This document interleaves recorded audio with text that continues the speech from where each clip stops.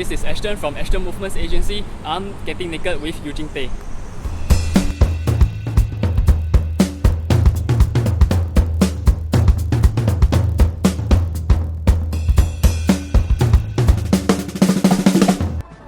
Parkour is the art of running through urban area, climbing and jumping over obstacles. You can see lots of these in action movies where it usually involves a chase scene.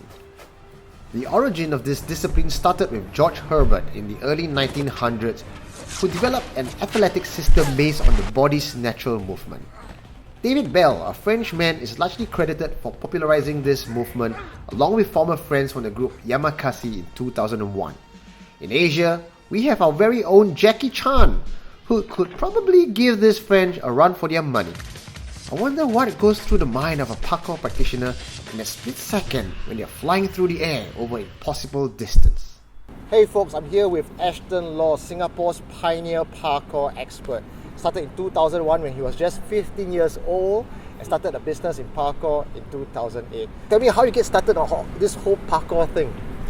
Okay, when I was 15 years old, right, one day after school, I just head back home, start watching the television. So I just happened to see this program called Ripley's Believe It or Not, and there is this segment where they feature this Parkour Pioneer team called Yamakasi, and then later also I found that this team Yamakasi also, they have their own documentary, they have their own movie.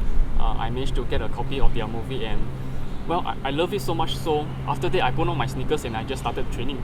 Yeah, and that's how I started. But isn't it dangerous to just do what they do on the television? You know, they always say, don't try this at home.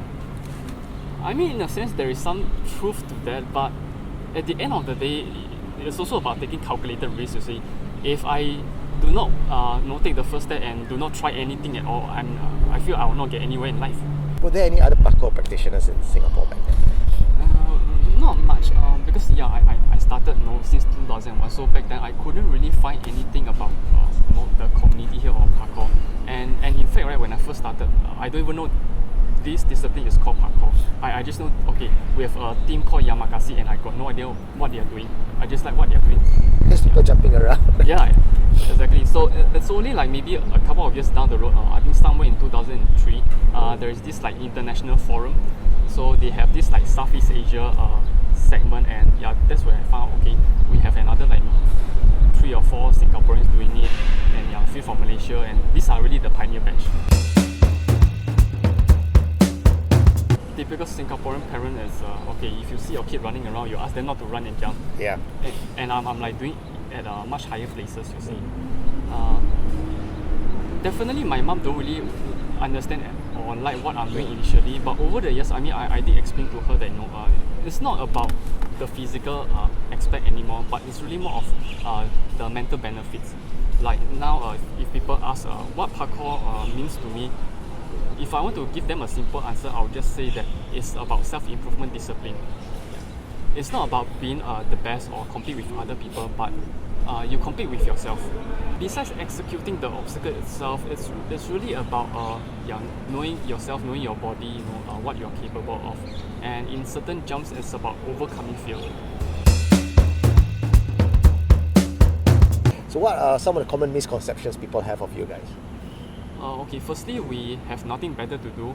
We are reckless, we are daredevils, we are lowly educated, and yeah, basically whatever that you can think of, Yeah, I mean, it's quite terrible, but in recent years, it's getting maybe slightly better, but I mean, we still do have issues like, okay, we are just out training with a bunch of friends and suddenly the police appear and start screening us, and chase us off.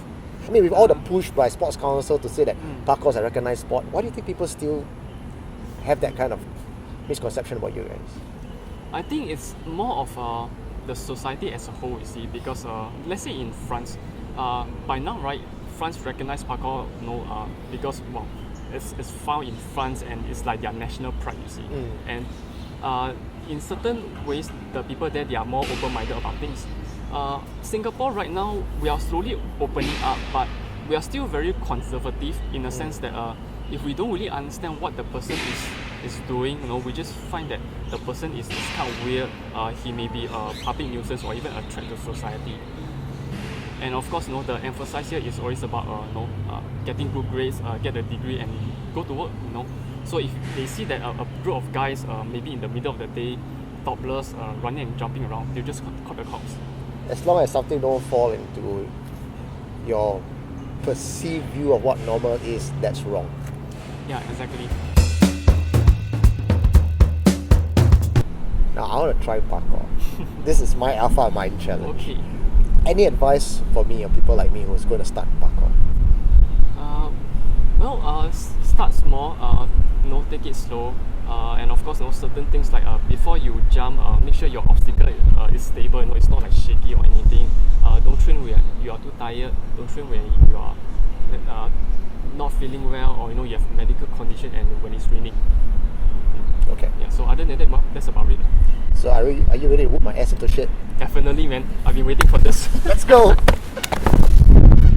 The first thing I needed to learn was to land lightly on the balls of my feet, bend my knees, and distribute the impact. This was easy enough. I should have kept my mouth shut because things just escalated quickly from here. The moves look simple enough. Swing your arms, spring off, and go with momentum. Find your point and balance. I knew all that in theory, but somehow the landing point always looked damn far just as I'm about to jump. What if I land wrongly? What if I slam my face against the wall? If I topple over backwards and break my neck? All these were just the fundamental moves. Next, I had to learn how to leap over rails and land safely from heights. Accidents happen when one gets sloppy from a jump. See how Ashton leapt over the high wall? Smooth, eh? Now look at me. It's not that I wasn't physically strong enough to make the jump and pull. The worry for all the things that may go wrong affected my technique. And you can see how my subconscious mind prevented me from jumping higher than I could have. Does this fear and self-doubt sound familiar to you?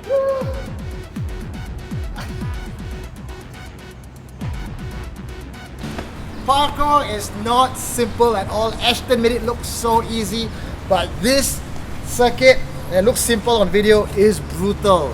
The thing I learned about parkour, about myself, is sometimes it's not so much that you're unable to do it, but the fear that's holding me back, thinking that no, it's too far, it's too high, I can't do it.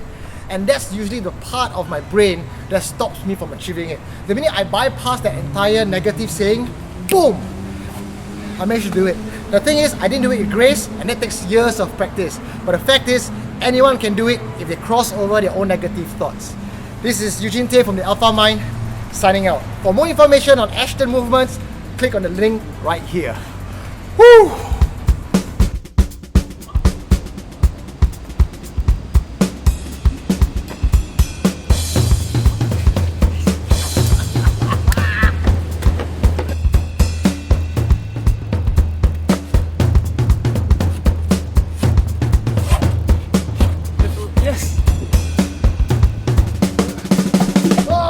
Yay!